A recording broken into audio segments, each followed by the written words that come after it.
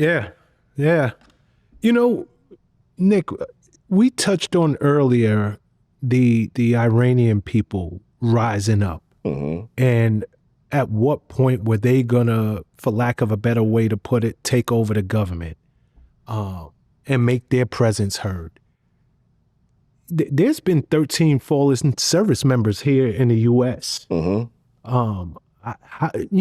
To your point, there's over 300 injuries. Hmm.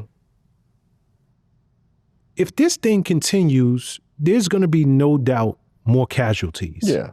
Oh, yeah. There's going to be no doubt more loss of American soldiers. Yep. Yep.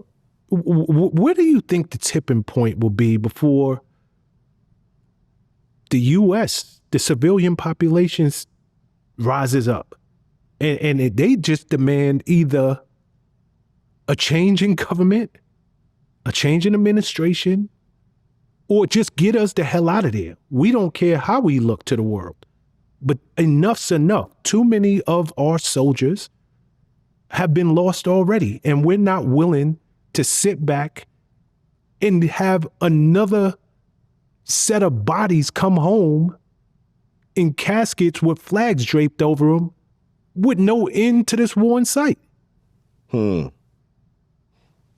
When our tipping point, I think, would be when the national average for gas is at like $10 a gallon and a carton of eggs is like 20. And I think that'd be our tipping point. That's the only way Americans ever react to anything, when you start hitting the pockets. When you start hitting the pockets and the pockets start being affected, that'd be the tipping point. When you can't afford shit. When your kids you can't feed your kids. You can't pay your mortgage. You can't pay to keep the lights on. That's when shit change.